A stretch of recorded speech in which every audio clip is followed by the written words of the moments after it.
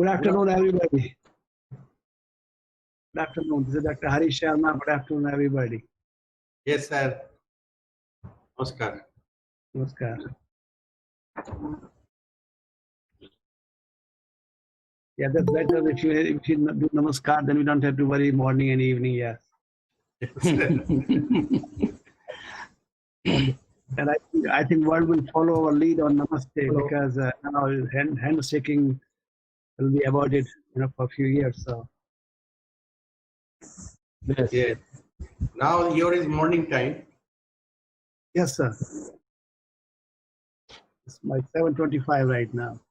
7:25 a.m. I'm a morning person, so it's not a problem for me. This time is very good.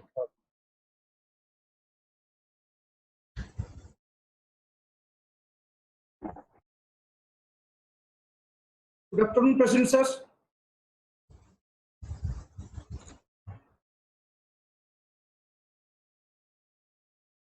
Sir, what will be the YouTube link?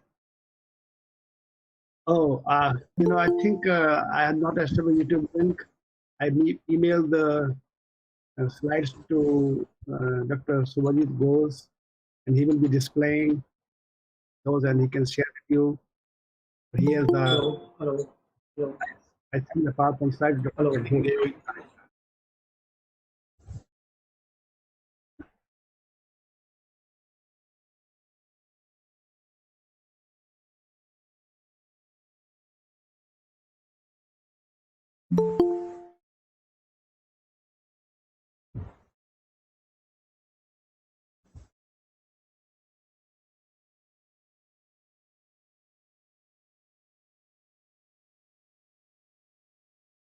I do not use Google Meet, so I'm not familiar with the software much. That's why I requested Dr. Bose to, play the slides from his side. Whatever. So, Dr. Bose, are you ready? So, yes. You can put the slides, please. So go ahead and put the slides, a slide at least.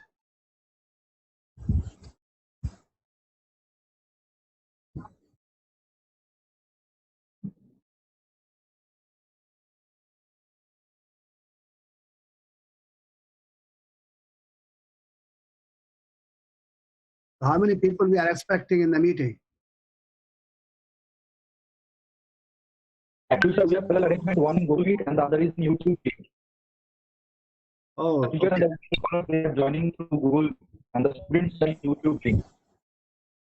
Okay, so YouTube, yeah. Did you put those slides to YouTube? I did not put them in YouTube. It will be displayed and it will be automatically visible. Okay, that's fine. Yeah, okay, whatever payment you have made. Sanababu, joined Sanababu? No, not yet. Dr. Asishan has not yet joined.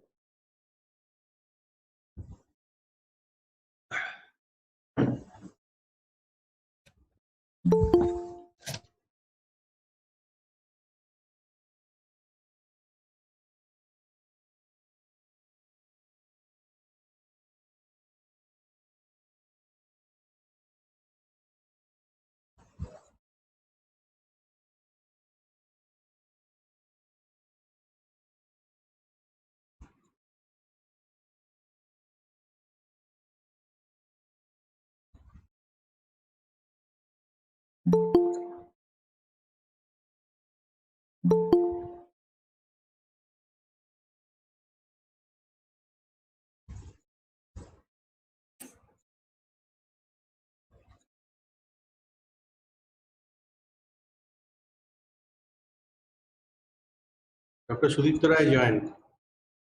Namaskar, Yes. sir. Sandeep Poddar from Malaysia. Okay, namaste. Nice to meet you. Thank you, sir, for joining us. Yeah. What is the time there in US now? Yeah, 7:29. So almost time for your week. 7:29 a.m. I think. Okay. So early in the morning, huh? Yeah, it's a very nice time. Usually I'm ready for work. 7 a.m. So no the problem. In USA we start work at 8 a.m. So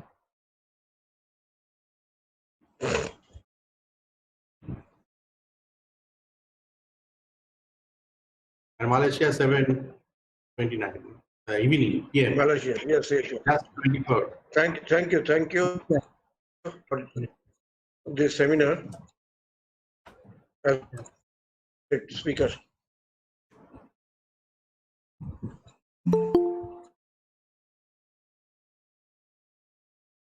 Vice Principal, sir, can we start? It's almost time. yeah, sure, we can. If you're ready, I'm ready. Let me introduce myself formally again. I think thanks for the invitation, and I don't remember all of the names, but I have opportunity to thank you all of you to invite for this event. And I'm a little scared because 2 weeks ago I have some symptoms where I thought I may have a coronavirus. But luckily my report came 2 days ago. No, I don't have coronavirus. And here I am the chair, Department of Accounting and Finance, Virginia State University. I'm here since 2003. Prior to that, I worked as Bank of America Vice President Market Risk Manager, and I had to change my job because of my personal conditions, not because of I have any problem with continuing with the job there. So I had very bad car accident in 2003. And I didn't want to go to a big university. I decided this is my choice of university where I have made a lot of contribution to the university for association and COC accreditation. So we have. Can you hear me well? Would you please mute all of the speakers so that you can hear me well? If you turn off your off yours, and you can see me better. Okay. So without wasting your time, I'm going to start the topic. And if you, Dr. Ghosh, if you can display the slides, I can start talking. Okay, I don't see the slides yet. Hello, sir. Sir. Yeah. Actually, the formal welcome address is due. So after that we can start. Okay. That's okay. You can do that. That's whatever you want to do. But I think I also display slides. Thank you. No problem. Okay. Thank you, sir. So with due permission from Vice Principal, sir, and President Governing Body, we are starting today's webinar. So, good afternoon. Today, Bidhan Chandra College, Risda is going to hold an international webinar initiated by Department of Commerce in collaboration with IQAC of our college. Now, today's topic, global pandemic and its impact on tourism and aviation industry. A way to look forward, which can be considered as an emerging and relevant topic of common interest. Now, you can understand that has been hit by this pandemic, and it would take time to recover even if the outbreak gets over. Now, today we have distinguished speakers from US and Malaysia who can address the issue more intensely, and I do hope that it would serve the common interest of our diversified audience. Now, at the outset, I would like to introduce our guest of honor and chief patron, Dr. Sudipta Roy, who is the MLA of Srilampur constituency, as well as Honorable President, Governing Body of our college. Dr. Roy. Thank you. Dr. Roy is an eminent personality in West Bengal for his versatile acumen. Though by profession he is a physician, his passion for educational and cultural activity knows no bounds. Being a member of the Legislative Assembly of Srilampur constituency, he perpetually administers government service for the common masses. Moreover, he takes care of the well-being of colleges, schools, and organizations of his jurisdiction. Former, he served the role of President of Medical Council of India. Dr. Roy was also one of the members of the Ethics Committee of MCI, representing West Bengal. Presently, he has been shouldering the accountability of a member of Standing Committee of Health Department, Government of West Bengal. In addition to that, Dr. Roy has also been actively associated with from outstanding medical journals and magazines as a valued advisor. It needs to be mentioned that in 2017, Dr. Roy has received the prestigious Dr. B.C. Roy National Award from Honorable Pranab Mukherjee, the then President of India, for his remarkable dedicated services to the medical world of India and abroad. Since almost a decade, he being the President of governing body of our college, has been guiding the college to uplift its status. In fact, under his leadership and guidance, the college has got a steady and meaningful direction and has undergone the maiden NAC accreditation and assessment successfully in the year 2015. Welcome, sir, to our webinar. Now, may I request our President, sir, to deliver the inaugural speech. It's over to you, sir.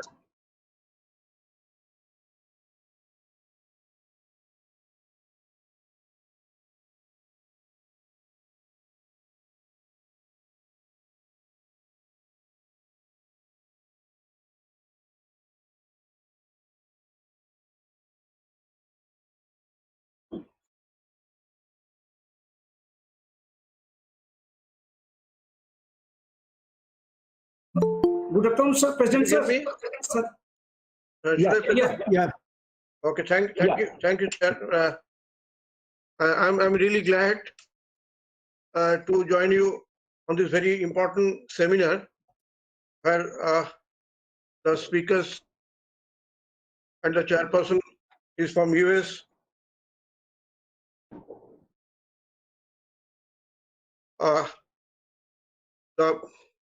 This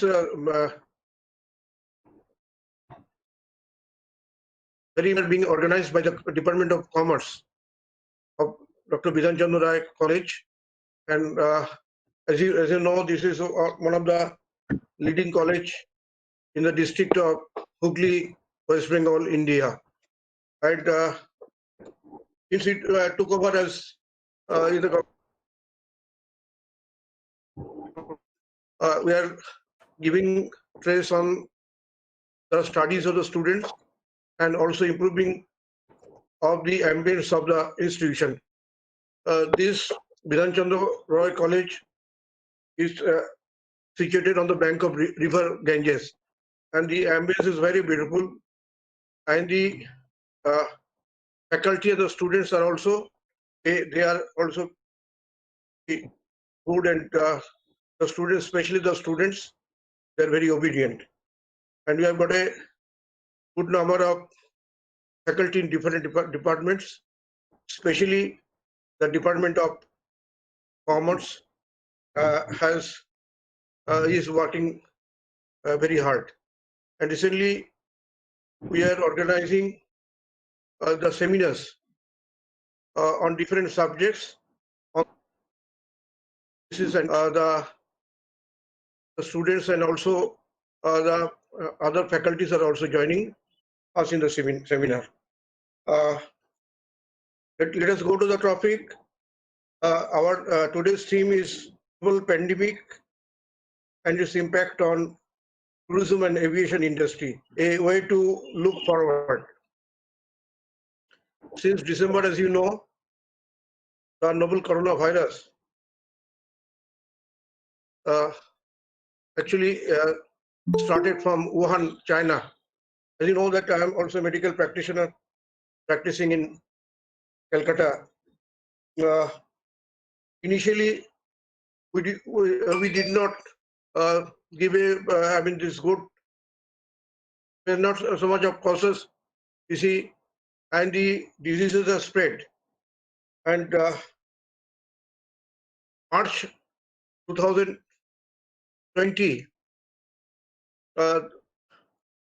the government of India and definitely our state government have taken measures, and we are having a quarantine in different stages, out of quarantine, and we are also working for the community as a whole. As you know, the subject of today's topic is tourism, and which goes to about more than 10% of 10% GDP. And so in our country, the same thing happened. The tourism has affected because of aviation, and the tourism has also almost stopped in India. Today's and as a result, many countries has imposed entry of ban and other restrictions for citizens.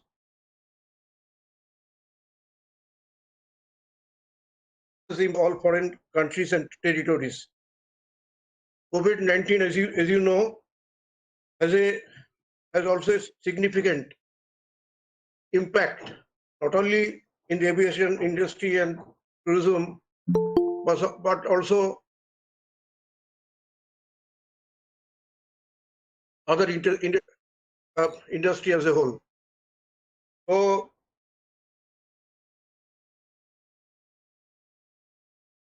that today's timely webinar would throw definitely some light, and with the participation of different speakers from my college and from this part of the country, and also from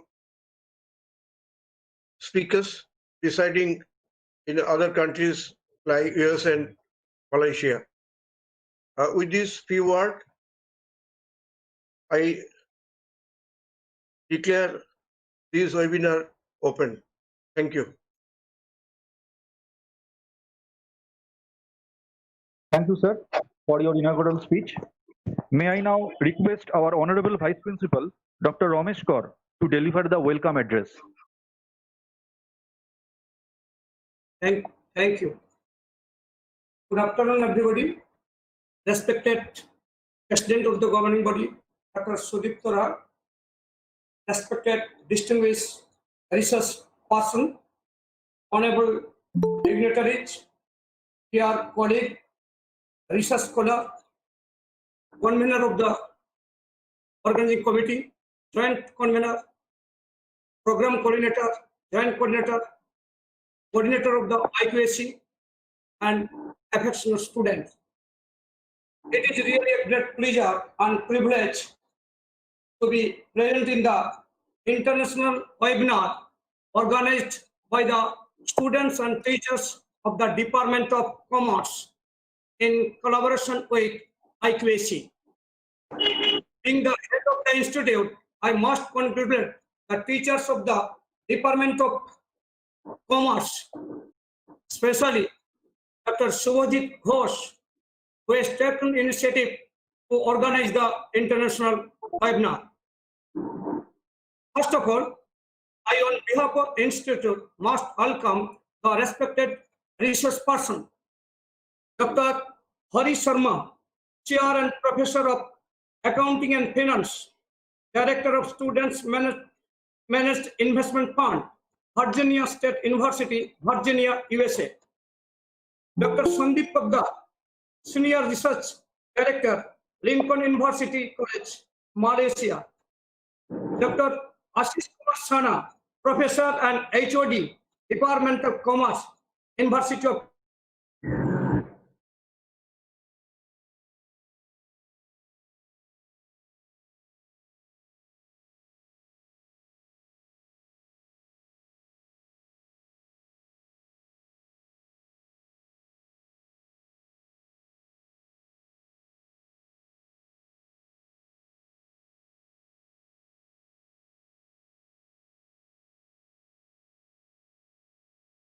Hello. Hello. Yes. Can you hear me? I think I lost a voice.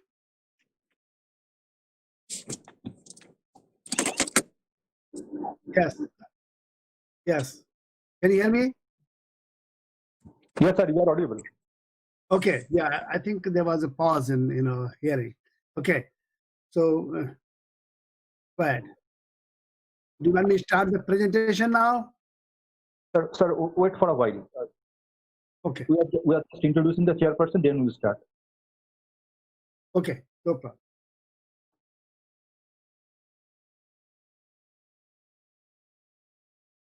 Okay, there may be some connectivity issue, so we'll move on. Yeah. Now, the chairperson of today's webinar, Ashish Kumar Sana, Head Department of Commerce, Calcutta University.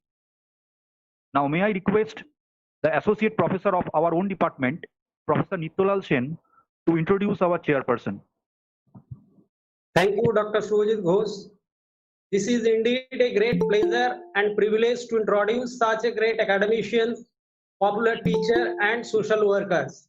Professor Ashish Kumar Sana did his postgraduate and PhD degree both from University of Calcutta.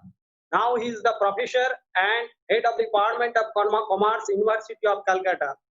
He is also associate editor, International Accounting Review, IA Research Foundation, Treasurer IA Research Foundation, and Joint Secretary, Indian Accounting Association, Kolkata branch.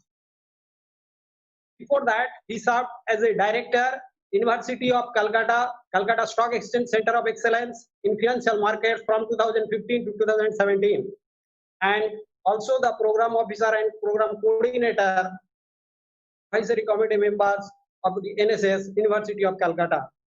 Also, he served as, before that, he served as a lecturer at Vidyasagar University, and also practical experience as a accounts officer of Jadavpur University.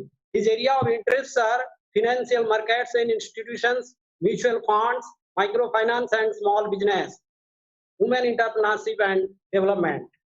And under his guidance, 12 MPhil and 7 PhD researchers were awarded. And now 1 MPhil and 6 PhD candidates are pursuing research.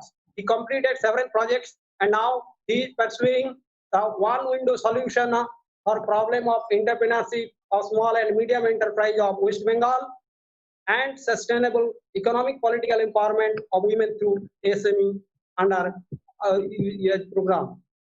And he published around 30 articles in different national and international journals, and also authored 10 books in undergraduate and postgraduate level. And he also chaired several national and international seminars, and by the Business and Applied Science Academy of North Carolina, Vassana Conference 2011, Bloomsburg, USA, 2011, and also awarded NSS program, Best Program Officer Award for 2014. Thank you, Subhajit. Over to you. Thank you, sir. Now, for today's webinar, we have two distinguished speakers. One is Dr. Hari Sharma, who has already given his self-introduction. Now, I would take the privilege to introduce another speaker, Dr. Sandeep Poddar. He is the Senior Research Director and Executive Editor, Publications, Lincoln University, Malaysia. He has been graduated from University of Calcutta in 1993 with honors in zoology. He obtained postgraduate diploma from All India Institute of Hygiene and Public Health in 1995. He had his MSc in zoology with specialization in biochemical genetics in 1998 with distinction.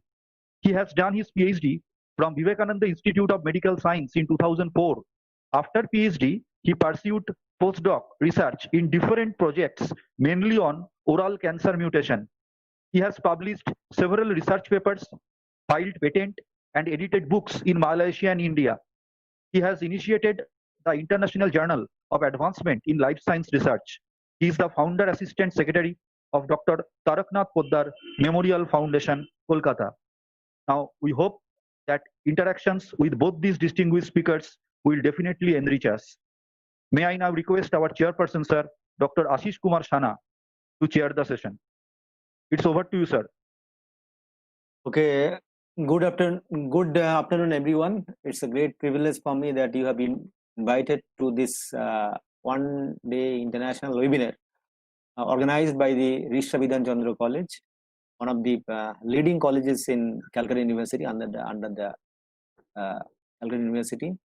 respected the president of the governing body, Professor Dr. Sudipto Rai, is a very, very senior doctor. Not only that, is a very good academician, and he always encourages the college authorities as well as the students how to motivate and how to improve their skills and other things. I'm really happy that his deliberations today was very, very important and nice, and he set a tone of the today's seminar. I'm really thankful to the vice principal of the college, a very good friend of mine, Dr. Ramesh Kaur, and other organizers, Dr. Shubhajit Ghosh, Professor Nityalal Sen, Professor Sadhunath Kundu, and so many other professors of the colleges from the Department of Commerce and other departments. We have this session with the two leading and two eminent speakers in the two different topics. We have two different topics. One is there are several issues that we may be discussed, but today there are two topics have been particularly focused. One is aviation sector, another one is tourism sector. We understand over the time for the last 6 months, every country's economy was really depressed due to the novel coronavirus. In so many ways, as you know, the fact that the people are not moving out, as well as their jobs are not in a particular way that they are doing. So this is a common phenomenon that we observe for the last 6 months onwards. So every economy, likely the economy of the developed countries as well as the developing countries, and especially in Indian economy, still we are facing a lot of problems. Still more than 60,000 people affected novel coronavirus every day at the right moment. We don't know exactly where it ends or when it will be recovered. So this is the challenges before any kind of industry, for the production or for the service. So today we will be discussing about the two important service sector industries where the people will get direct service from the people, or the people will be enjoying this kind of services. I mean, this kind of direct services. It is not that kind of services that you may get from the phone or from the other ways. This is one kind of pleasure that the people will be enjoying. So that's why the two important sectors are very, very important at the right moment. So crores of people have been involved in those two particular sectors throughout the world. At the same time, there are so many ways that the people are catering this kind of services in a different way. Not only that some tourist companies and some tourist places and some other ways. At the same time, when you talk about the aviation sectors, not only that some of the aviation companies, they are doing business. Not only that, there are so many ways that people are get connected with those kind of two different sectors. So keeping in mind of this two background, the service, the peripheries, as well as their combinations of the different aspects, huge number of people directly or indirectly involved in these two sectors, and now at the right moment, this sector is badly affected. We have a great speakers. I know Professor Sharma for a long time. He's a very senior academician in USA. He's a very good speaker also. So we welcome in India, of course, not by, but through the webinar we welcome you here, and hope our participants, our scholars and teachers will enjoy your lectures, and you have real experiences. And of the two countries like the USA, this is a very, very dangerous zone at the right moment. This is a key zone at the right moment. And we have another, my good friend, Dr. Poddar. He is also in a very good position in a Lincoln University. So I hope the Professor Sharma will speak first, then Professor Poddar will speak second. Okay, so I'll stop here because we want to listen to Professor Sharma as Professor Poddar. So thank you, Professor Sharma. Please, over to you. Good afternoon, everybody. I just introduced earlier. I thought when it's 7:30, it means 7:30 is my time, American way, So I started early talking, so I'm sorry for that. So I will start the topic as soon as Dr. Ghosh can display the PowerPoint slides. would you like to display the PowerPoint slides here or? Yes, sir. Yes, sir. Okay, thank you. Yes, Almost. yes. Okay, so I think today we are talking about the future of tourism industry. And we all know that the coronavirus has made our life, taught us that we have to learn to live new ways. America is number one right now on, cases and everything. And Brazil is the second, and I think India is the third, if I'm not wrong. So we are having a lot of coronaviruses, and I think as academician, our job is to do research, read the literature, and think about what and how we can survive. So we have all to do that. So I try to put some of the facts, together so that we can, share and see how we can, try to find out ways to overcome this.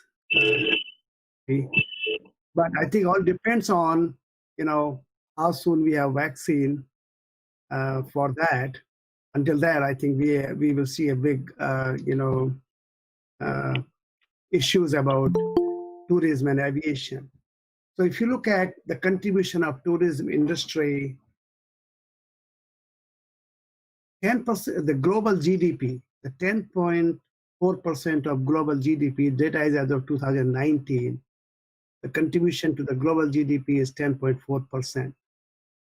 And if you look at by employment wise, 10% of the global employment is associated with tourism industry as well. So there's a 10% a big contribution, and it has some, as you know, direct impact, indirect impact, and induced impact of those are economists. They understand these three impacts.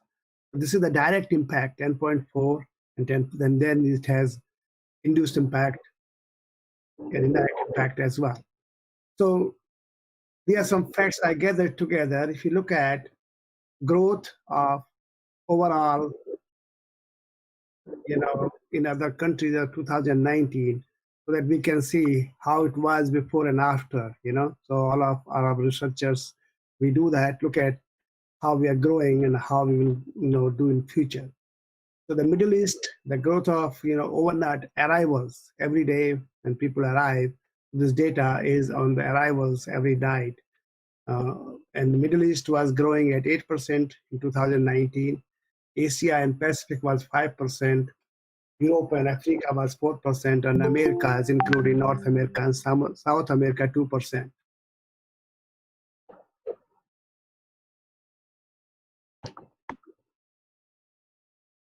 So, you see this data, and then you can, if you look at the estimated impact of tourism industry in terms of employment.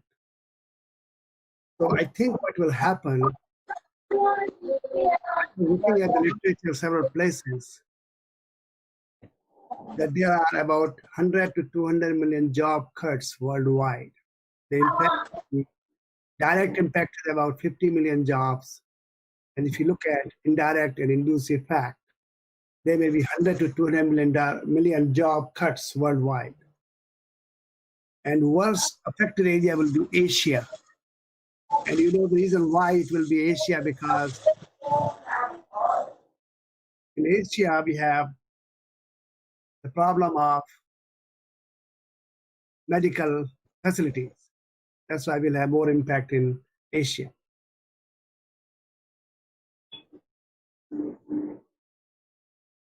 So the future, what is the predictions of economists?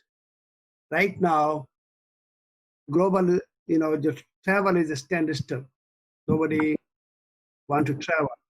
And most of the people who are, 60 and plus, they are scared to travel.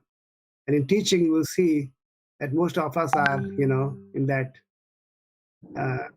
majority of people who are in, I think, United States, specifically because we don't have a retirement age. There are a lot of people in 60s and 70s who are either retiring or who are still considering to retire and see how, can work on that. I will go back a little bit to academia as well. So the impact is overall, academia is also affected adversely. And universities and we all are suffering about finding ways to how we can provide education, quality of education to our students. So if you look at the 90% of world population now lives in the country travel restrictions. There are a lot of travel restrictions. You cannot travel, and tourism sector as a whole are among the most affected businesses. You can see everywhere, and we all know what's going on because everybody is scared to travel. Companies are not sponsoring.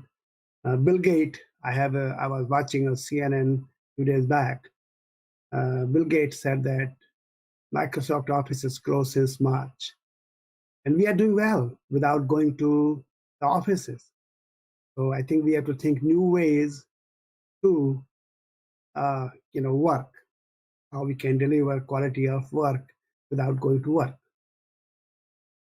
I was also, you may also have heard Warren Buffett has taken away all of his stocks from airline industries. He has sold all of his stock in, I think, April. He doesn't want to invest any more money in airlines because he thinks now airlines have difficulty to recover because of social distancing and less travel. People, even after we have a vaccine available, will be scared to travel. Most of us, we think we will retire. After retirement, we will be going here and there and traveling.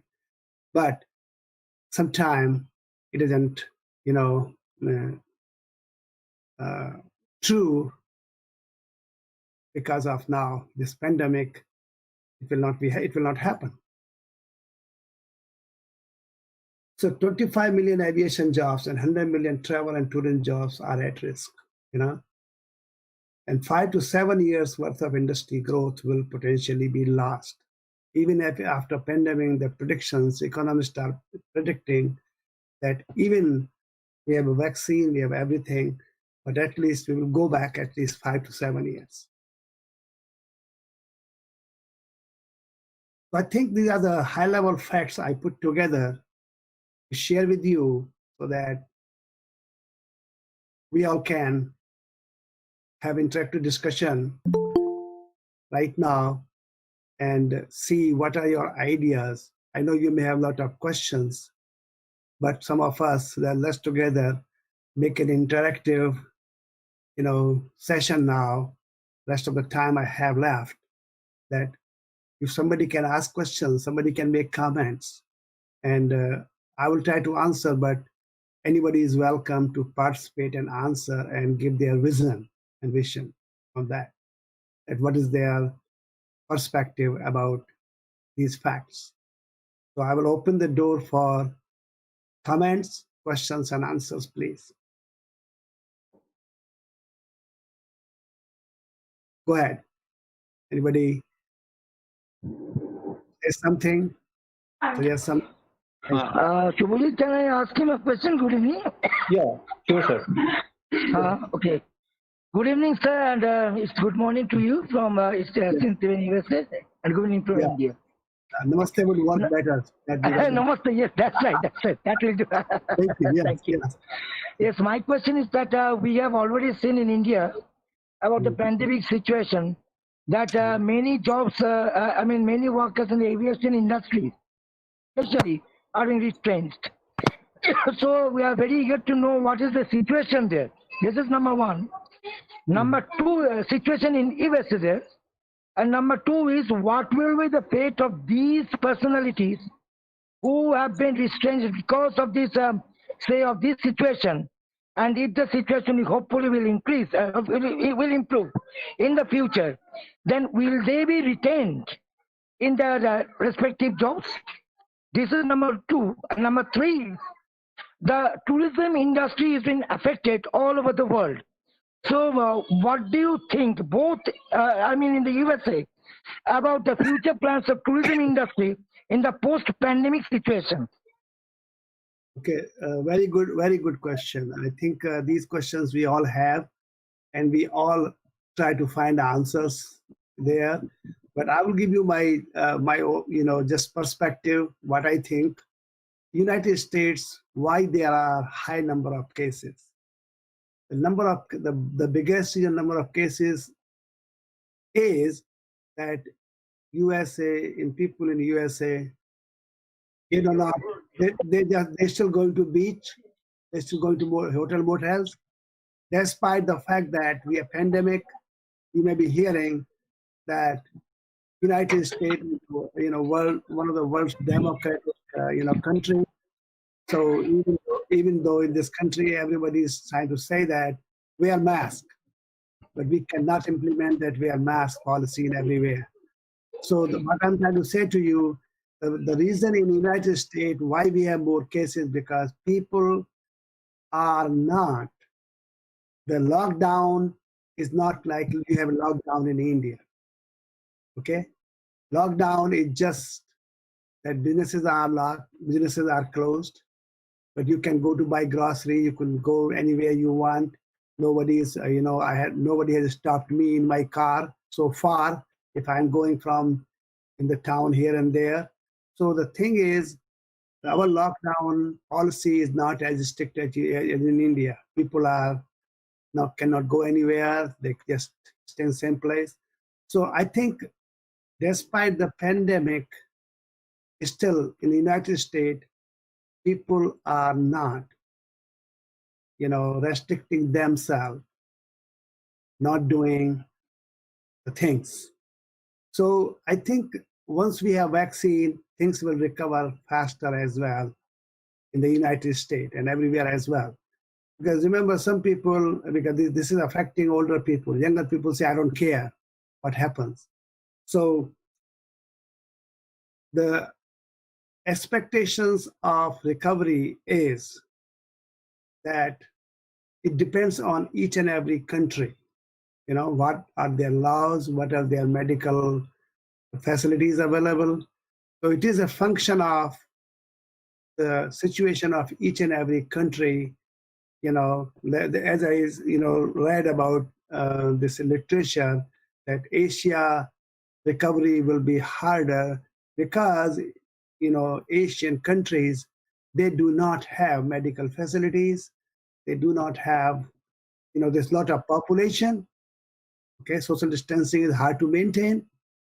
So there are so many things which put the United States in a position that here number of cases are higher, but there's a reason for it why they are higher, because people are still on beaches, people still are moving around, and you can see in the grocery stores people are going everywhere. And I think in India now I think it's back to not normal, but there's a new normal everywhere. But I think it's hard to maintain social distancing. That's why more problems there. Okay, I think if somebody else want to share their views, whatever based on their reading or based on discussion, let me open this to somebody else to give their perspective, if they agree with me or they disagree and what they think. Thank you. Thank you.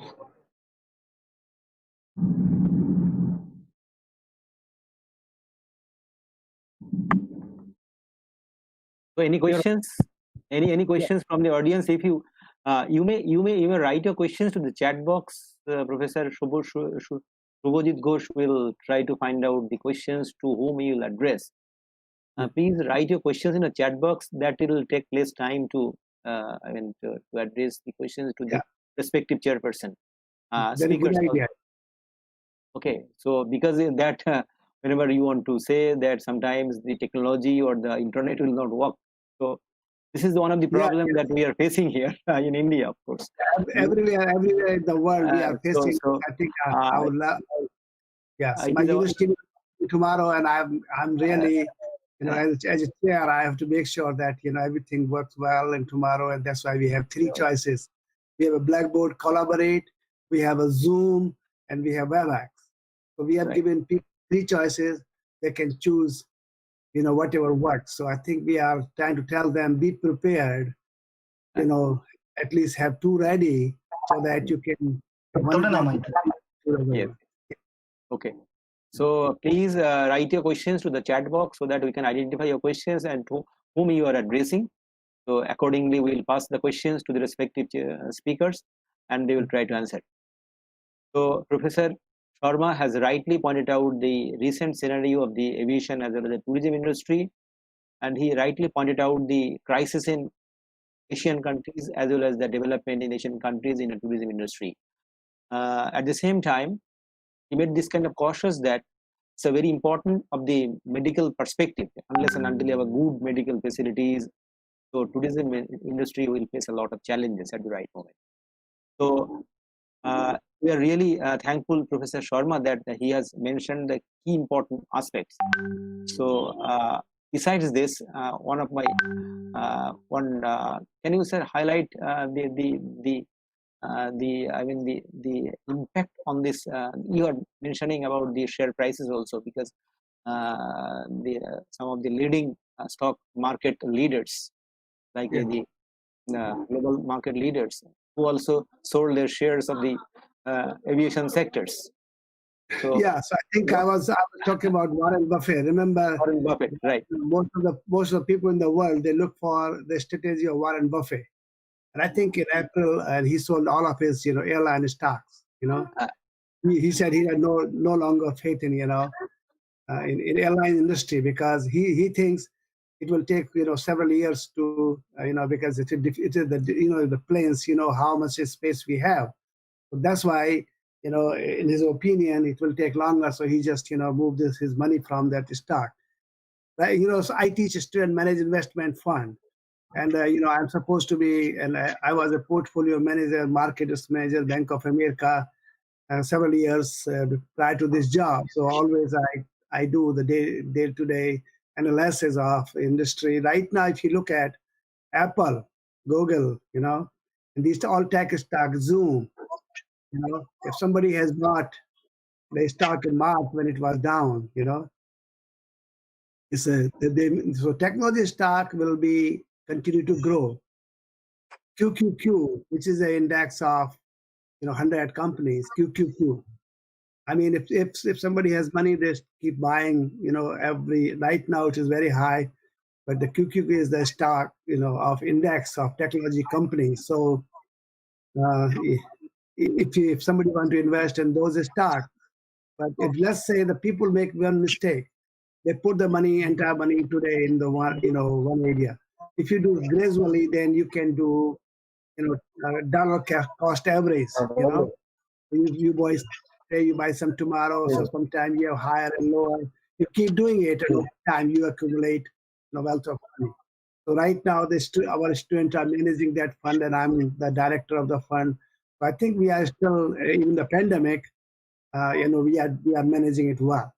So, so I think the investment choices are look at medical, those companies who are getting involved in developing vaccines. If they are successful, yes. If you have 3 or 4 company stock in medical areas or those who are developing vaccines, likelihood of that they will make money. In technology, we all know now you cannot. So the side thing, the pandemic has challenged academicians more than anybody, that how we can deliver quality of education to our students without meeting face to face. We have been talking online classes and online teaching for a long time, and honestly, my background is I started designing systems. When I was in India, I was in a Life Insurance Corporation of India. I was a system person there, head of department. data processing that time. And when I came to this country, I worked Barclays, American Mortgage, Nation Bank, Bank of America. So I started my basic COBOL and then Perl, you name it. I have done Oracle systems in all those languages for pricing and valuation. So the thing is, since I'm at that university, I'm also design systems for a lot of things, and for my day-to-day life as well. So I'm very good in designing online classes, and I'm also teaching at UML, University of Massachusetts Lowell, and online. Can I ask a question? So someone has been asked a questions. Devantu Maji, one of the participants, has asked a questions to you. So as you know, the important fact is this: any kind of situation, whenever came to us, so there is one important thing is negativity. One important thing is a positivity. I mean, the SWOT analysis. What kind of challenges that you know? But is there any possibility of reviving of this kind of industry with a very short period? What would be your suggestions that this kind of industries? Yes. Thank you very much. So I think, as you all are, assuming, as I said, that people are people. They will, you cannot live in the house. You have to get out of the house, even for living. So I think one aspect of, thinking is that whatever happens, happens. I have to go out, So people, you cannot restrict people in the houses for long, right? Whatever happens, they will face challenges. So I think that, beside this medical, innovation that we have a coronavirus, medicine, people will go out and things will get back to normal. It will automatically correct. You see, the world has seen the pandemics in the past. You have heard so many pandemics happen, since the mankind. So I think people will overcome with it. Life will be normal. But how long will it take? This is the uncertainty. Uncertainty is not that we will not get back to normal. Sure, science is there, and then they will do something. People will get back to normal. But the uncertainty is the timing. How long will it take? It may take 2 years, 3 years, 4 years, maybe 5 years. We'll get back to normal. So I think despite the challenges, we'll find new ways to live, right? I think new ways of teaching, new ways of doing business. So the question is right now, if companies know that we can live with a Zoom meeting, online meeting, why allow people to travel? If you can accomplish that. So there's a new way to do the business. So I think the traveling in industry will be affected because of saving in the money for the companies. Companies will find out new ways to do the business. Academicians, why we send people and put at the risk to professors to go to a conference if we can do the online conference and they get same kind of level of exposure to the faculty. So let's just do it online, So I think things will change. Thinking will change.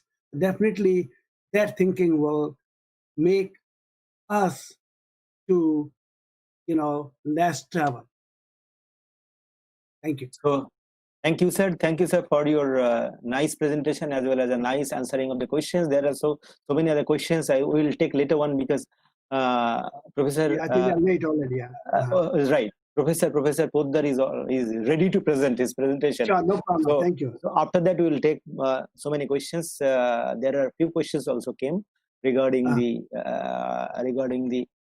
present scenario of USA as well as in India, of course.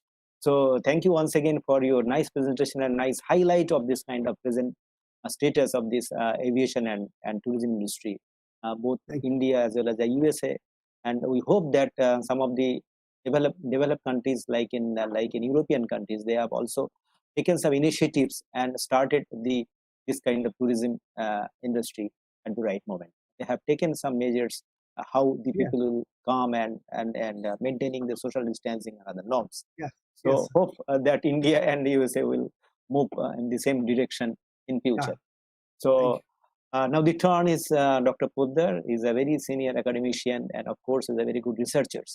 So he has a lot of exposure on research as well as in different fields, of course in medical field as well as in a tourism and aviation field. So on behalf of the organizer, I request Dr. Poddar to kindly share your experiences to our audience. Thank you. Thank you. Thank you, sir. And good day to all of you. Good morning to Professor Hari Sharma. Thank you, sir. And namaskar to Dr. Sudipta Roy, our president of Bidhan Chandra College, Risra. Thank you, sir. Dr. Ashish Sana, chairman of this session, for inviting me, and also Dr. Ghosh for inviting me for this conference. So I just would like to share my screen.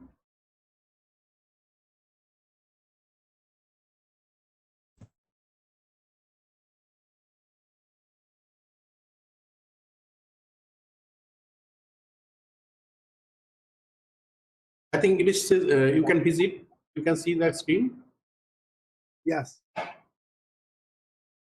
So today we are here to discuss about the global pandemic and its impact on tourism and aviation industry, a way to look forward. As you know, this one is organized by Department of Commerce in collaboration of IQCCL and of the Bidhan Chandra College, Risra, Hooghly.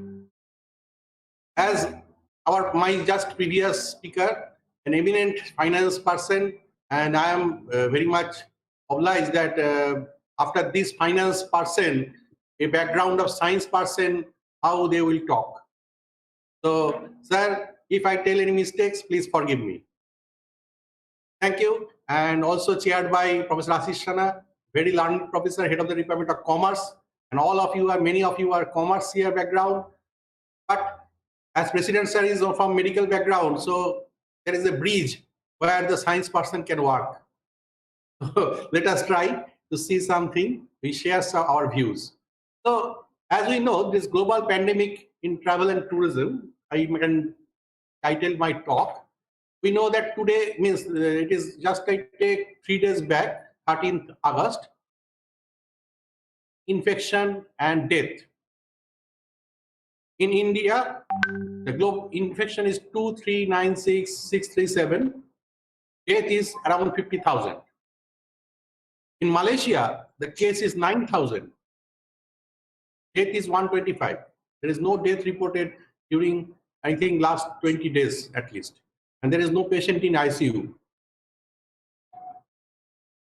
Calculate that world death rate, and we can see the percentage of death rate is 3.63 in whole world. It is 13th August data. India 1.96, Malaysia 1.36. It is fixed, means almost less Malaysia. But in India and you can tell whole world, I have seen that this data is gradually decreasing death rate. Previously it was above 5, now it is below 4. Whole world, means the official data. Then how? There is something that we know, that it is awareness and also preparedness. That we are not prepared previously, now we are prepared and going to fight. So when we are discussing about this aviation and tourism industry, I must show this picture. Many of you have traveled Malaysia, and this is the picture of Malaysian airport, international airport. Many international flights, and not only international, the state flights also running, and there are many persons working behind that. Now, we must know, when we are talking about the industry of flight, aviation, not only a flight, there is not only a pilot running a flight. There are air hostess, there are support staff, there are food suppliers, there are cleaners, there are ground staff, engineers, the fuel supplier, then even the what you call transporters, the agents, ticket counter. So many steps are there. Even that, you can understand, you need to wash your hand, you need a cup, paper cup or a spoon to eat in the plane, that also needs supplier. That industry also associated with this aviation industry. So when one aviation industry is closed in the lockdown period, the picture down, you can see there's no one in the airport. You can understand, you may assume that how many persons getting jobless and how much the industry affect the whole economy of this area, the sector. Not that sector, it is affecting all sectors togetherness if we see a broad view. So in this context, you can see the tourism industry in Malaysia is affected. Many places are there. They are depend means small country, but many persons come here for visit.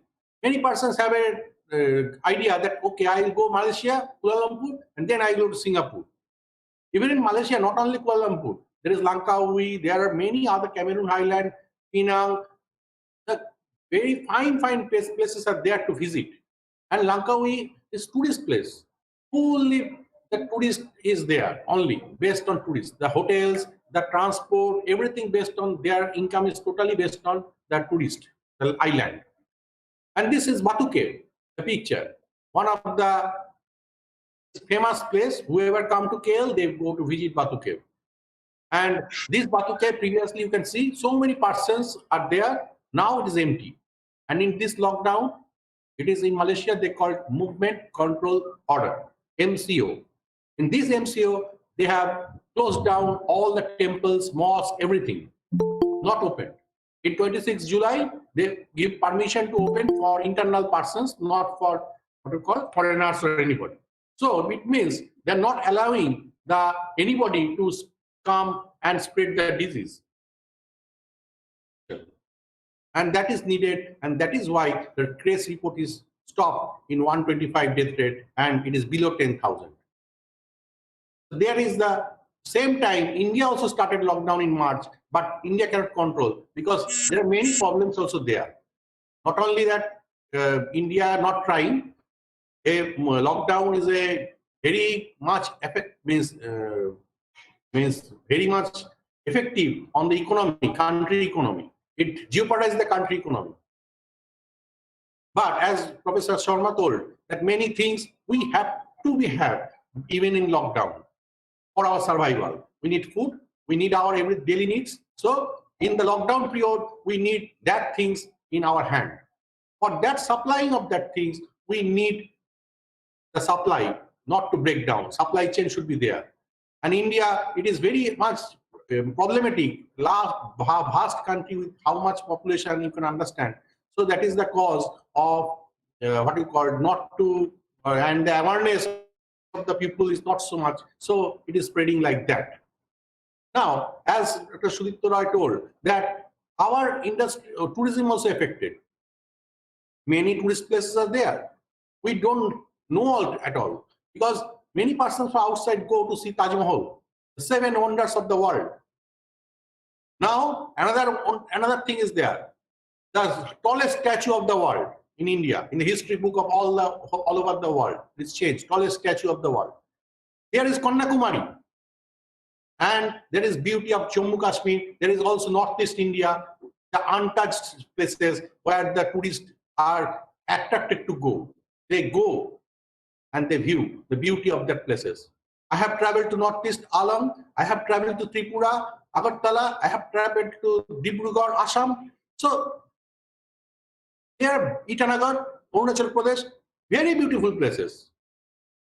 Even you think that the places of Odisha, the places of Madras, so much beautiful places are there, and that is facing problem due to this coronavirus and pandemic in these places. So as well as Malaysia, just give this list, but all countries same affecting like this. And then as far as that things happening, we are getting jobless in different countries. So Indian data I am giving here, BBC. So we are not wasting time. This also, that our previous speakers told that there is a contraction in the GDP and etc. Recession of the in global recession, and that is not seen before 50-60 years, also within 50-60 years.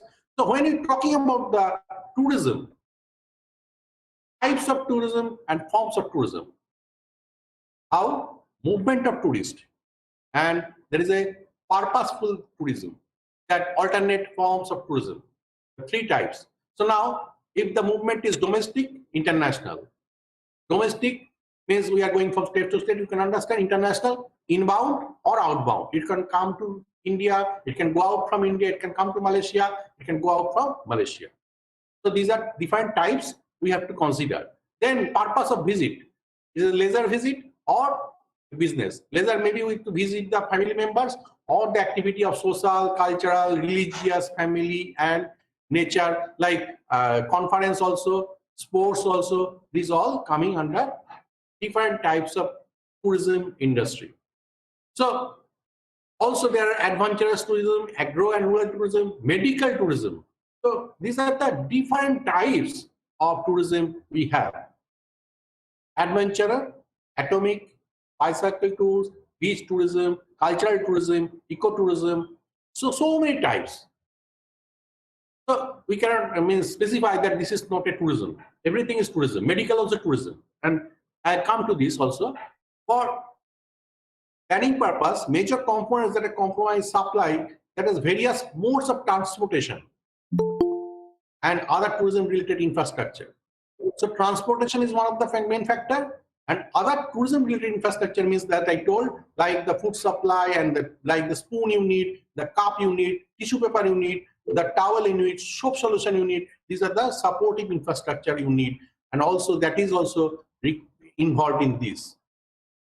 So after this, need marketing and promotion, and the communities within the visitors destination area, and the political and institutional framework for enabling the tourism. So all these are there. Now, when you're talking about these business operators, a small scale level or any means big scale, the main thing is stress, experience a range of stress and feeling of behaviors, even if the business is directly affected by measures of control of, means the spread of COVID. So we have to take different measures, and we know that no two people is thinking same way and react same way. So suppose one person, many of you have seen maybe WhatsApp or Facebook, that one person in airport is very much angry because she was detained to board in the fight. So she is slapping the, what you call, the airport workers. So it is not their fault, but their reactions out and angry outburst, everything, everybody's feeling is different. So we need, for tourism also, we need services and resources. These two things in the business. There is also shift in the demand. And before showing this, I just want to show, just you also know this thing. We are talking about this Wuhan. So what is there in Wuhan and how they are controlling? You may have seen this video in the YouTube. So this is the Wuhan city. You can understand.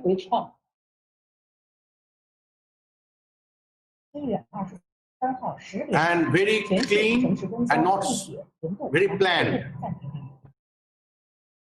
Before lockdown in March, the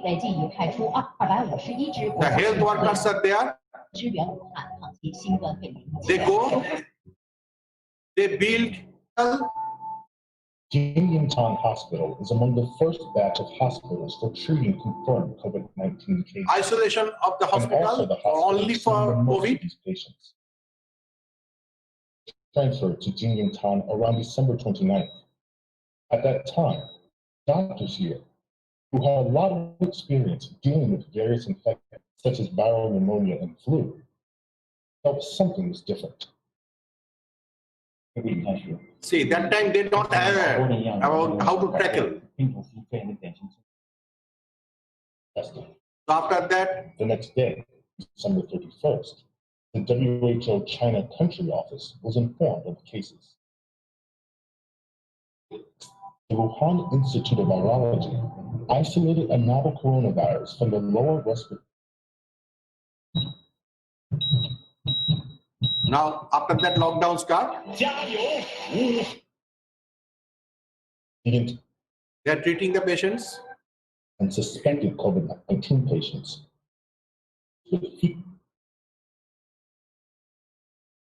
They have makeshift hospital. The number of beds gradually overtook the number of patients. Jen's father has not been admitted to the hospital since he was diagnosed with COVID-19. 他说今天可以住院吗？我们等了好长时间了。我们2号就开始，到现在病情越来越。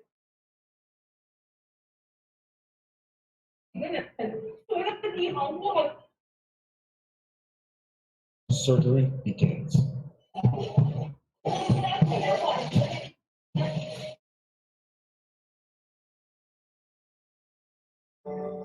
我们现在艰难的。I'm just dragging this video because I don't want to waste time on this.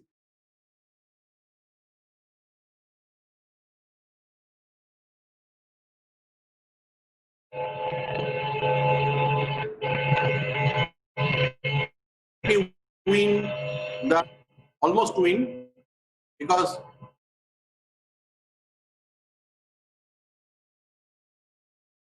doing 3-minute silence. All patients go out. There is no patient in ICU again in Wuhan.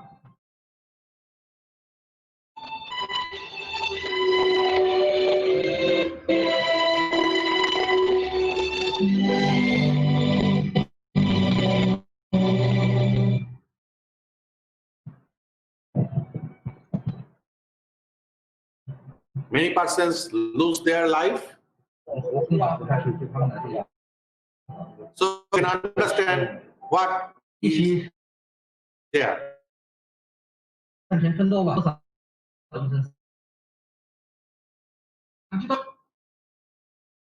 Okay, coming back to my slide again, you can see the health workers are there. They are supporting every moment in every corner.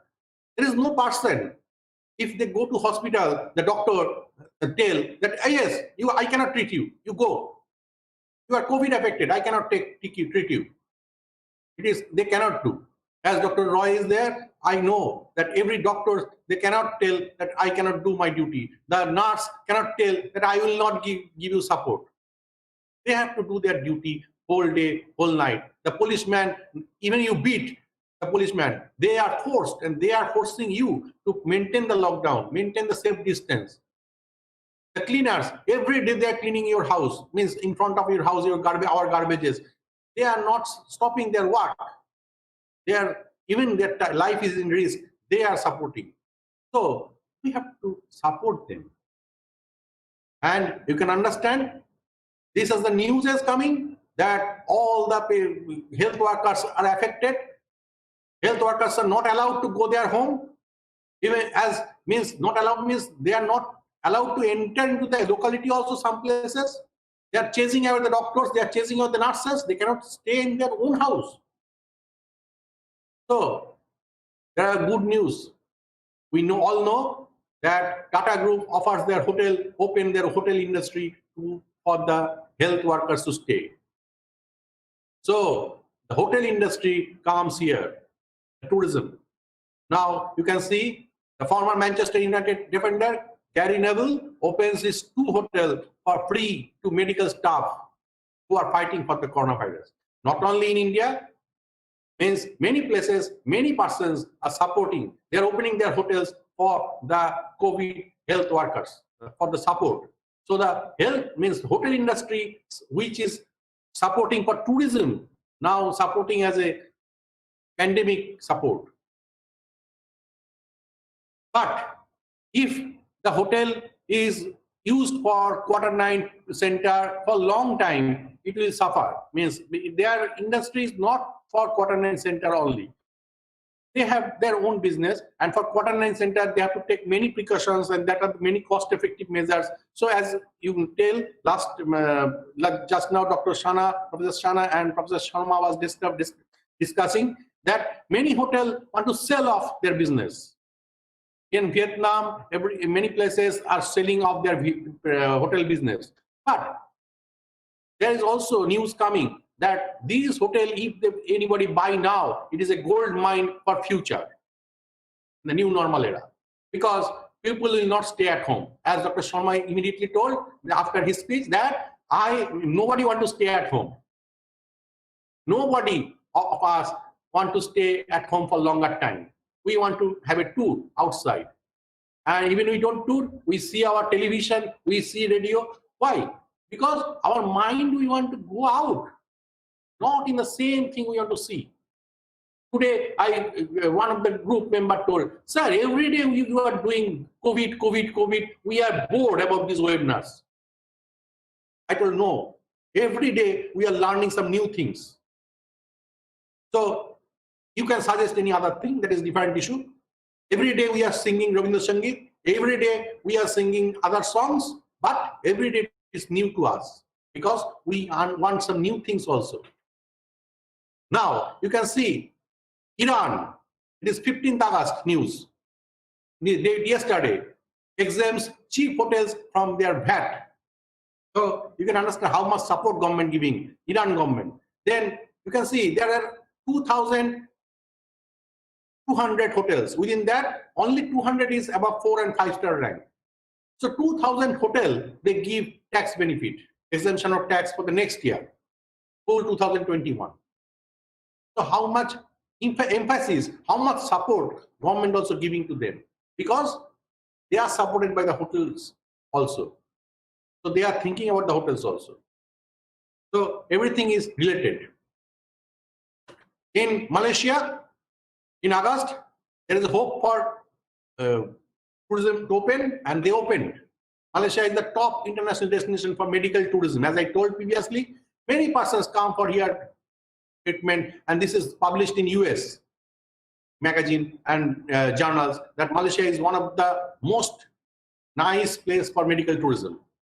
So Malaysia reopening for tourism, and this is the news, and not only for seeing the Twin Tower and only that what you call Genting Highland or Batu Cave or any other places. It is opening now for tourism industry first, medical tourism first. In July, the person can come for medical tourism. And domestic tourism also there, international also there. International, they open inbound and outbound, as I told.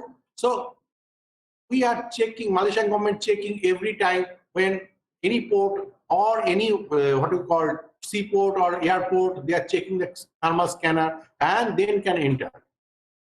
So there are some rules they have made for medical tourism now, because after 31st August, no other tourism can come in. Only medical tourists can come with 1 person assistance. So you can see they have to take some report from origin country also, submit the document, also application to, there are many steps they have made. So that I don't want to discuss so much time because time is short, I think.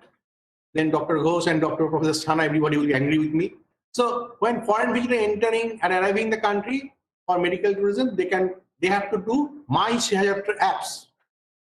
So one application they have to download in the phone and then have to scan everywhere. Then they have to do COVID PCR test compulsory upon entry at the airport itself, then Q9, again after 14 days, again have to do, and it means he is accompanied person also have to do the same. So this is a My Shayatra application, means it is in state wise, in the shopping mall also there. And when I also enter, I have to do this, and the date and time is depicted. I know some of our Malaysian friends also joined in this meeting. Also friends to join. As you can see, this is our college, University College gate. There also is this application, and SL means Selangor, the state. The state wise it is divided. The state flag also there, and they are recording. If you scan, your phone number, name, and passport or IC number has been recorded to the ministry. At that time, you are there. So if there is a case reported from that place, 1 person, that place history was taken. The person's history is taken where he traveled last 7 days, last 3 days. So what time he was in this shopping mall, And that time, who are there? They can track back with this automated system, means IT development system. So there is a change of use of applications of systems. So, and also installed of cashless payments. As you can see in Wuhan also they have started. I have another video to show. You can if you want. So cashless payments are there. Everybody is what you call promoting everywhere. China, Singapore, in Malaysia. So there is a domestic tourism increase 30% as per means they are estimating Malaysian government. You can see that in newspaper, Malay Mail, top. You can see there is a 1 meter distance they are mentioning. So the logo also changed accordingly. And this is the tourism industry in Malaysia. There are domestic tourism. Many persons go from here, this state to another state. As I told, many tourist places are there. We like to enjoy. Everybody like to enjoy. So morning, I told Professor Shana that I'm going for market, and I show you the picture of the market today. So when I go for marketing today, shopping, this is the picture today morning I have taken. The food orchid in the food area, food stall beside our supermarket Tesco. So you can see the food stalls are there, and every chairs are there, arranged nicely. If you look closely, that different types of food available and different cooks are there. Hong Kong food, Korean food. You can see the counter people wearing masks. On the table there is board, and table is barricaded with the red tape, and there is a hand sanitizer kept. If you don't have the phone or scan code in the board, there is a pen and register to write your temperature, name, etc. on that paper before entering that food court. To understand how they are maintaining. Now, when you're talking about tourism, how many of us want to go Antarctica? Antarctica tourism. A very nice place. This year also they have organized one international conference. There they have the, what you call this room, means a canteen, means place which is 5-star like inside. They have every type of food also. They have facilities, everybody to support. So if we see these in the website, you can see that everything cost is included. The travel cost, you have to go by ship, then from ship you have to take the flight, and that ship flight will go and drop you to that place. And many health checkup tests, etc. to do, because it is a very cold region and you have to withstand the cold. It is at a -°C, even in the inside the room. So there are many things they are maintaining there. But if coronavirus is there, then it is very much problem there also. So everything cannot maintain there. So many things, because there are less of resources, so and less of transportation. Many things we have to think about. You can see, as I told, supportive. Dr. Poddar, please. Yes, sir. Please conclude within 5 minutes. So there are some questions you will be taking later on. Okay, sir. Okay. Thank you. So resource is there. So poultry, everything has been closing down because there is a fake news that it can be affected through the bars.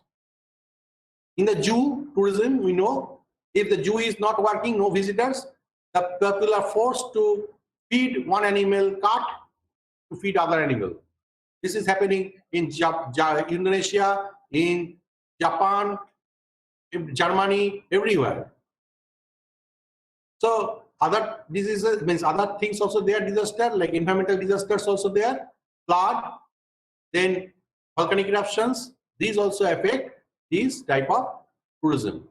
So tourism is intangible and psychological. As I told, it cannot be stored, cannot be stopped, interrupted, or modified. As a composite product, means like that I told, airline supply seats, hotels, everything is a composite, not that one single thing you can take. An unstable demand. It is totally unstable. That now COVID, all is stopped. Everything has to be, you cannot store. And everybody's demand is different. All 5 fingers is not same. All person's fingerprint is different. And there we have to change our mind setup. And this is very difficult. Like if we open our 2 hands and close, one of the right finger or left finger will be up. Again, open and try to close your left finger, other hand to go up. It will be difficult. If I am right-hander, try to right by left hand, difficult. So every change is difficult. But we have to change. If our lifestyle, we have to change because which we order is not in our hand. So I'm not talking about these things. We are just keeping because time is short. So when we're changing the lifestyle, AirAsia stop their flight. So they want to sell their food to buy the Sanatan food by the online courier. They are giving mails also every day that you can order the food and take food. And also AirAsia pilot, as Professor Sharma told, has been terminated for job and he has committed suicide. So there are many things happening in this related turbulent tourism. And also you can see the increase of the grab food, as I told. So maintaining of distance is needed for tourism industry and every industry. Wear mask is compulsory, and we must know that when we are no longer able to change a situation, we are challenged to change ourselves by Professor Dr. Viktor Frankl. So we are struggling for existence and survival of the fittest, and it will be selected by the nature. We don't know the vaccine will come or not because it's very difficult for a virus like RNA virus to develop a vaccine very easily. It is not so easy with the 10 or 12 varieties. So there is a new hope everywhere. So if it is closed, we can have another tourism or another thing may come up. And there is always a hope after everything. So with this, I must thank Bidhan Chandra College for inviting me and giving this opportunity to talk with all of, share my views, all of you. Thank you, Professor Shana, and hand over to you. Thank you, Dr. Poddar. Very nice presentation and exhaustive presentation, especially focusing on the tourism industry, sorry, as well as the aviation industry. He has mentioned a lot, especially in Malaysia, and how they achieved this kind of situation. At the same time, Asian countries and the other Arabian countries, how they are compensating the tourism industries by the government. So a lot of issues he has touched upon, along with this kind of COVID and its origin and its spreading and controlling by the Wuhan as well as by the other countries. So and it's a complete picture that that both the speakers has shown rightly for us. I mean, the Professor Sharma and Professor Poddar rightly touched upon the different aspects of this tourism as well as the aviation industry in the right direction, from the market point of view, from the supply point of view, from the demand point of view. So and a holistic approach, likely the direct impact as well as the indirect impact, and so many other ways. So it's really a great webinar that those who are participating today. I hope that they are enjoying these lectures of the two eminent speakers. Our President Sir of the college also enjoying. So I have seen his, I am seeing his face, and he is enjoying also. So I request Dr. Subhajit Ghosh, please put some questions that pointed out by the participants here. So some of the important questions asked by the participants, and please mention the questions as well as to whom they asked the questions. Our speakers are ready to answer. They are very, very efficient, very, very elaborate of this particular field. Shubhajit. Thank you, sir. Thank you, sir. The first question is for Dr. Sharma, and the question is from Professor S.M. Biswas, Department of History. Now, he is asking that regarding recent statement by President Trump about the abolition of HBI visas. So would it not affect the educational system in US? The question is for Dr. Sharma.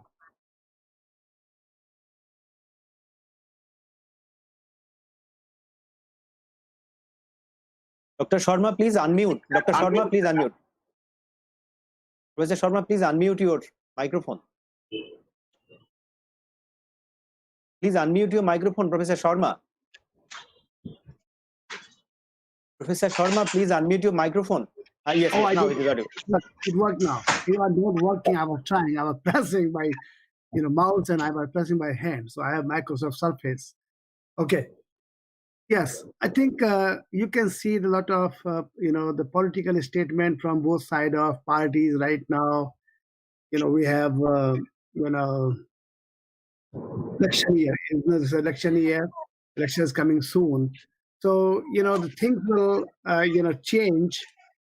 But I don't think that will be a much impact. Right now, we are, doing most of the universities are starting university, online, and some universities are trying to do, in class. We are also trying to open September. We are starting classes tomorrow, but our student will come on September 1st, and we are ask each and every student and faculty before they come to the campus to make sure that what is of people are affected, whether it is safe to open.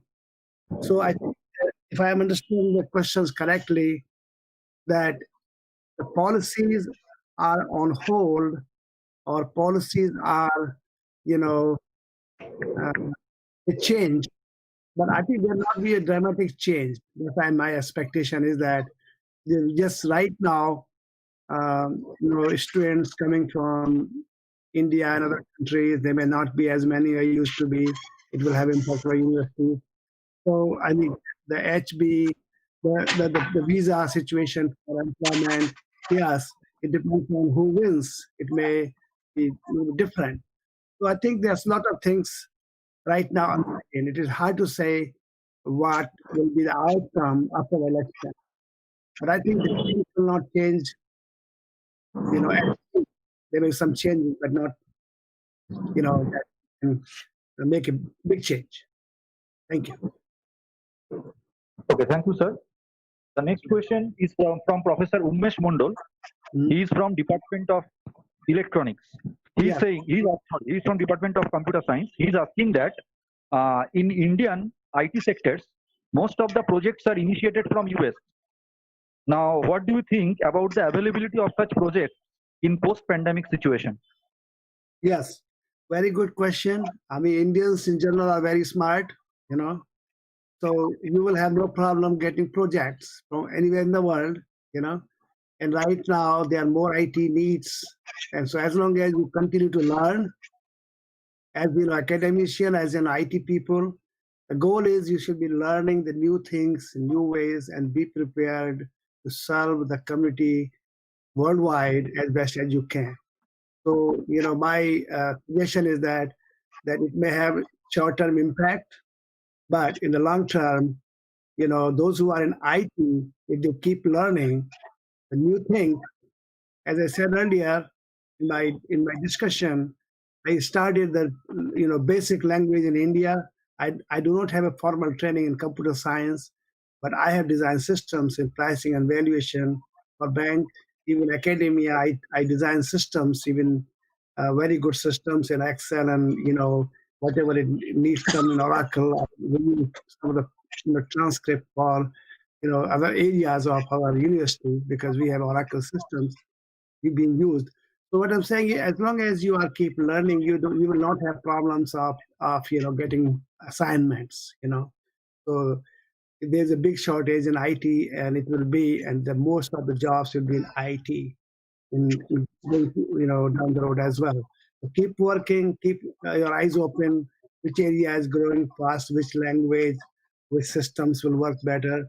And just be innovative and creative. Things will be in your favor. Thank you. Thank you, sir. So no more questions for you. The next question is for Dr. Poddar, and the question has been asked by one of our students, Arpan Kumar Paswar. Now he is asking that should the hotels and tourism enterprises engage in corporate social responsibility program in post-pandemic situation? How far is Yes, they are all. Thank you. Actually, they are already in this project, as I told, as Ratan Tata in India, he has declared. In other countries also, they are coming up. And many hotels industry also human being. They are running by human. You must know that health workers and all these hotel industry, they are also human. So if a hotel is supporting only CSR activity, they also have to earn. Like in Langkawi, I told, many persons only doing now nasi lema business. Nasi lema is rice and only cooking rice and selling because they lose their job. As hotel, I told, not only hotel, associated with many things like soap you need, tissue paper you need, cleaner you need floor cleaner to clean. Many things have been stopped. So only CSI activity, they can shift their business to other things. But it is not, they cannot shift so easily. Because one building setup is there, they cannot change the setup from accommodation to other thing. For temporary shipment, they are helping health workers to stay, making a temporary COVID center or treatment center. That is okay. But it is not that permanently you close down the hotel industry. Because there is tourism and tourists will come. We will go out with our new protocols. We will follow the face mask. We will wash hands. We will keep safe distance. Because one thing is not stopping us. Any pandemic will not stop us. Like last 100 years back, there is plague, there is other diseases also. We are fighting worldwide, and many things we have fighted. Like now itself, Mumbai is flooding. Kolkata also flooded, Ampun. But again, it is coming back. So life is there. It will come back. It will never dead. If it is dead, there is different issue. But if it is life is there, it will come back. So they cannot do CSR activity for long term. They will do for side also for that reason. And I have shared 2 links, as you can see later on, the Wuhan city, how it is what you call combating, and also some other countries, they are opening their borders also for tourism for specific countries according to they are maintaining rules and etc. So travel tourism also coming back. Another question I already shared that one.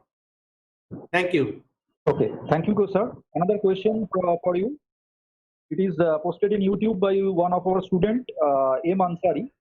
He is asking that, is there any chance that government is going to increase tax on tourism after the pandemic situation in order to actually make up the financial loss? If yes, then it will be a problematic area for the tourists. Yes, no, I think they will not do that one because government now giving in Malaysia itself, government giving moratorium on bank loans, everything for 6 months. Then Iran, you have seen government is supporting the hotels for taxes, etc. So they are supporting, not that government want the money only, because government need the money for the running of their cost. It is not that the government will take the money and sit on that. They will develop it for their money, they will utilize for other place or development. If tourism industry itself dying, that one need to survive first. Then only that can support to other industry. So like that way, they will not increase the tax, etc. They first have to survive, so they will give offer to run. Then it will come up. So many persons' job at least not in danger. I think I am clear my views. Yeah, thank you, sir. So we are considering one last question, and it is for Professor Sharma. Question Yes, asked by Professor Nityanlal Sen, Department of Commerce. He is asking that what are the opportunities for tourism industry under the pandemic situation? I think Dr. Poddar has, indicated a lot of optimism. Yes, and I'm also optimistic that the opportunities are for those, businesses within the tourism industry, those who are identifying ways to provide the services and safety and security for their customers. Like airlines industry, if you see, I traveled last year and I went to India. I was in IIM, Lucknow, I was in IIT Roorkee, and I went to, IIM Ranchi. So, and traveled from here. Airline, I traveled through Air India this time after a long time. So the condition of plane, I did not like that at all, the cleanliness. So I think the thing is right now, they have to start thinking new ways of being, in compliance and make sure that your customers are safe. So the opportunities are for those who are socially responsible businesses within the industry. They will get it. So the competition will be based on the now services again, not simply that whatever you're doing, everything is fine, So I think opportunity will be there. But as Dr. Poddar has pointed out, if you are doing these socially responsible activities, making sure that you have, clean environment, you are making sure that you have, all the cleaning supplies available, and then making social distancing. One thing when he mentioned that, these hotels are, opening for quarantine, and he also acknowledged, and I also agreeing that those are opening for medical professionals, which is good in the short term that they are helping, but in the long term, they may, they may run the risk that if they are not a medical people, that they will say, oh no, we don't stay in that hotel. But he agreed in that too, and I also agree with the views. So things are uncertain. We are all optimistic that new ways. Let's say if somebody goes to see Taj Mahal, now if they try to come up some, using the technology that you can go to Taj Mahal because you want to go there. But rather than walking around everywhere, if they can show some nice, technology, they can do a presentation there where they can maintain social distancing, that may be an idea. So somehow, we have to identify new ways that you are going to these places and try to how we maintain social distancing at those places so that people are safe. So it is a big challenge based on the population. Things are not as easy as we think. So we need to have a cure for the problem rather than prevention. Prevention can not take you a long way. We have to find out a cure to this problem. And I hope, as we are hoping, that in the first quarter of 21, we will have several vaccines come out which will help people to get out of it. Hopefully 22 will be a good positive starting year where we can see the industry is moving faster than what we think. Thank you. Yeah, thank you, sir. Now, Dr. Sharma has already shared his contact details with us in the chat box. So if you have any further queries, you can contact him. Yeah, sure. Most welcome. Call me on cell phone, and send me a text message via WhatsApp, and send me an email. If you are, I also the global journal of accounting and finance. I'm associated with that. So if you are interested in accounting and finance research, please do contact me, and I will assist you whatever I can. Thank you. Yeah, thank you, honorable speakers, for such informative session, and also thanks to Chairperson sir for his valuable observation.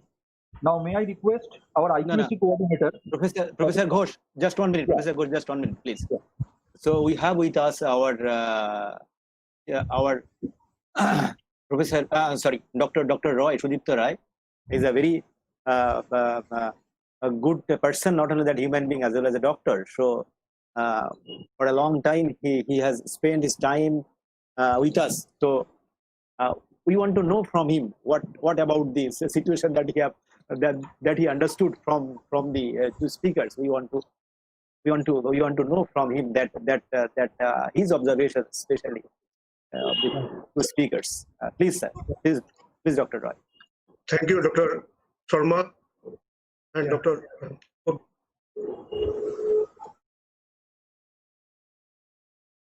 I'm a medical practitioner. I'm impressed with the speech of Dr. Hori Sharma and also Dr. Sandeep Poddar. He spoke very well, especially on the medical tourism. As you told that Malaysia is a place of medical tourism.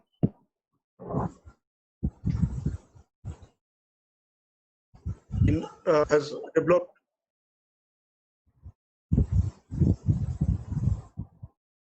medical tourism.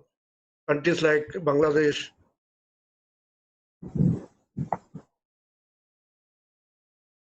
Nepal, from Pakistan, they are coming to India having treatment and world-class treatment. You know, the reason behind it that the cost, you can, as in comparison with US or in other countries, is low. And you can say, and you will get, the world-class treatment. And so I'm impressed that you have mentioned the medical tourism portion. And about the other tourism, I do agree with Dr. Sharma, because as Dr. Sharma told that this is because India is a very huge country, the population is very high. And every day you mentioned that 47,000 are getting affected, but the number has increased to 6 a day in India. Number of persons are being affected. You see, the huge population is there, and the number of affected person is low. But even then, 1,000 people are dying every day, and this is definitely we're concerned, and we're doing tests for the population. We're also trying to cover up the whole population in rapid testing and other tests, And in comparison with US, actually,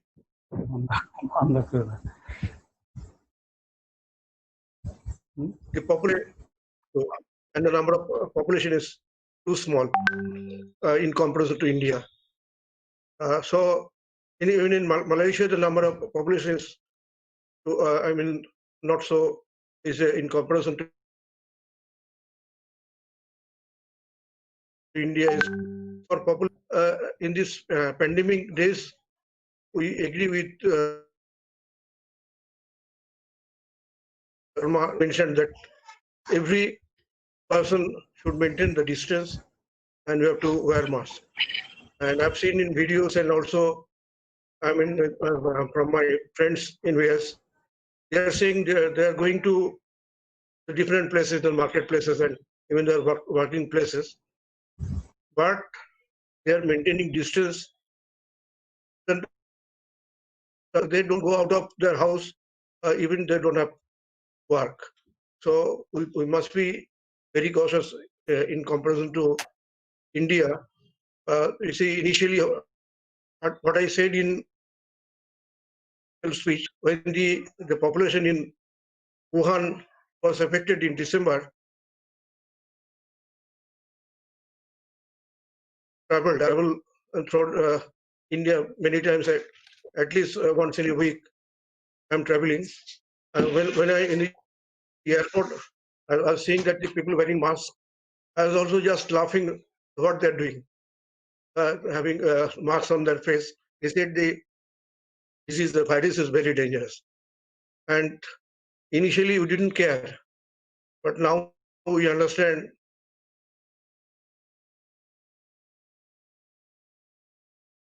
discussed in different aspects, and our speaker from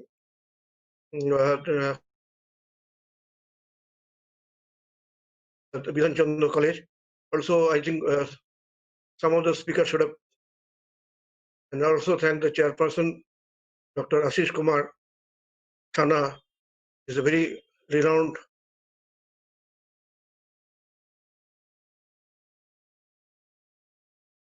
and well known also here. He is very enthusiastic, very enthusiastic and about this organizing this. Every week we're organizing such type of thing. Thank you for participating in this webinar, and I do hope that we could, whenever you will come to India, we'll definitely meet you and give you a good welcome. Thank you. Thank you, Dr. Rai. It's a very nice conclusion that you have drawn, and hope that we'll be maintaining the social distancing and other norms to survive in the long run.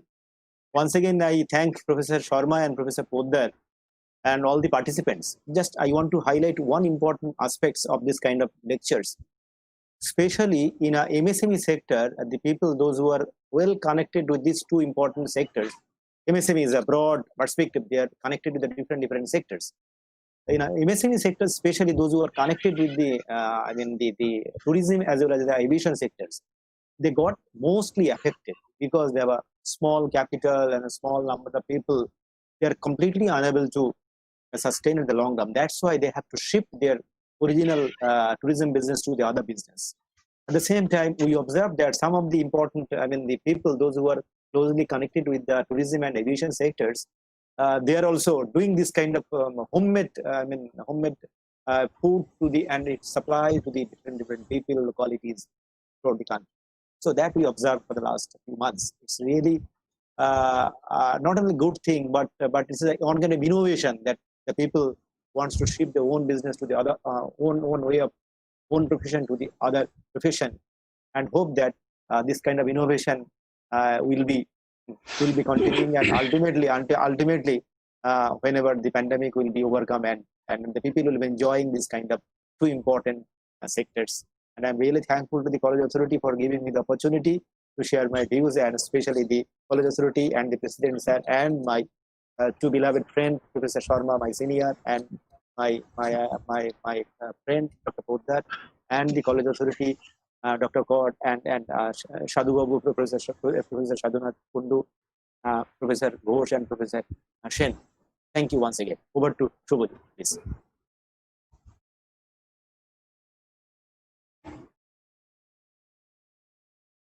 Thank you, sir. May I now request our IQC coordinator, Professor Shadhunath Kundu, to offer a formal vote of thanks. Thank you, Subhajit. A very good evening to all. On behalf of the webinar committee, I convey my great vote of thanks to all the participants of this international webinar of the Commerce Department of Bidhan Chandra College. It gives me an immense pleasure to deliver the vote of thanks for this event to all dignitaries assembled here. At first, I convey my special and heartfelt thanks to our Chief Patron, Honorable President, Governing Body of our college, and Honorable MLA, Srirampur, Dr. Sudipto Rai, for his logistic support, guidance, and valuable advice. We are extremely grateful to our Dr. Babu. Thank you, sir. Next, I express my gratitude to our respected chairperson, Dr. Ashish Kumar Sana, Professor and Head of the Department of Commerce, University of Calcutta, who despite his busy schedule has found time to grace the chair of this occasion. Thank you, sir, for your valuable views regarding global pandemic and its impact on the tourism and aviation industry and the way to look forward. Now, my heart fills with lots of gratitude and respect for our distinguished speaker, Dr. Hari Sharma, Chair and Professor of Accounting and Finance, Director of Student Management Investment Funds, Virginia State University, USA, for not only sparing his valuable time for us to grace this occasion, but also for enlightening us with his commendable talk on the subject. Thank you, sir, for clearing our concepts and enhancing our understanding to the subject. We really owe you a lot. Really, we are highly obliged. Next, I acknowledge our gratitude to our respected resource person, Dr. Sandip Poddar, Senior Research Director, Lincoln University College, Malaysia. Thank you, sir, for spending your valuable time and for your nice presentation. From your details and valuable discussion, we have enriched a lot. Your lucid deliberation has enlightened us regarding the present scenario of tourism and aviation industry due to the COVID-19 globally. We remain grateful to our Vice Principal of our college, Dr. Ramesh Kaur, for his continuous support, advice, motivation, and inspiration to organize the webinar. Thank you, sir, for your strong guidance and sound management. I would like to very big thanks to Dr. Subhajit Ghosh, our beloved bursar and NAC coordinator of our college. We made all sorts of mails and letters to the resource person for communication purposes. Next, I express my humbly thanks to Professor Somo Saha, Department of Physics, Dr. Mohammed Saufuddin, Department of Mathematics, and Professor Unmesh Mandal, Department of Computer Science, for doing all kind of technical assistance and cooperation. Finally, I convey my hearty vote of thanks to the participants of different universities, colleges, and institutions, that is, our faculty members, members of our governing body, research scholars, my beloved students, and non-teaching staff for their moral supports and cooperation. Thank you all again. Thank you, sir.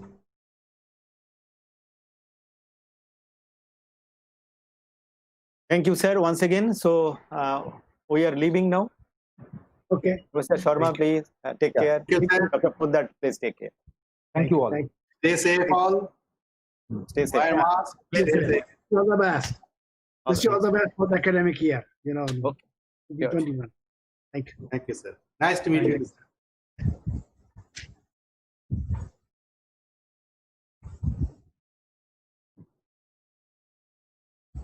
Thank you, Dr. Kaur.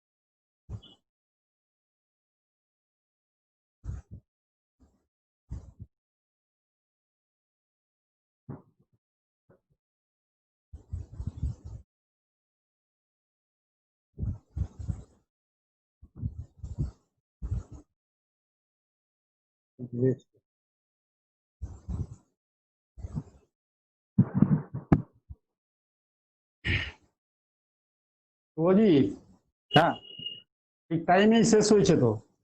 হ্যাঁ ঠিক আছে। তোরা living? হ্যাঁ, we are leaving. Thank you all. Thank you to all.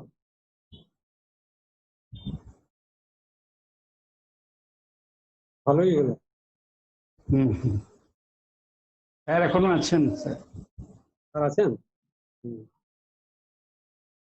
President sir. Sir thank you sir. ভালো আছেন? ভালো হয়েছে, আমি পুরোটাই শুনেছি। কিছুটা পার্টিসিপেট করলাম। হ্যাঁ, খুব ভালো হয়েছে স্যার। আর আপনার ভিউজ খুব ভালো, সুন্দর। কিছু জানো কি? হ্যাঁ, আচ্ছা ঠিক আছে। থ্যাংক ইউ স্যার, প্রণাম নেবেন। খুব ভালো বলেছে, স্পিকারও ভালো বলেছে, খুব সুন্দর বলেছে। হ্যাঁ, একটু পরে কনভে করে দেবেন আমার গুড উইশেস। ইয়েস।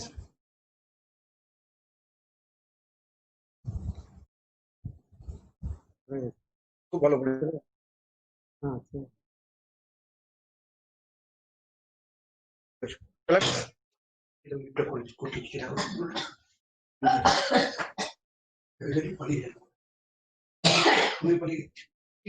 এটা সরাও না, বালিশটা সরিয়ে দাও। তুমি বালিশটা সরাও। অতক্ষণ বাইরে বালিশ সরিয়ে বসে সম্ভব। স্যার ভালো থাকবেন স্যার।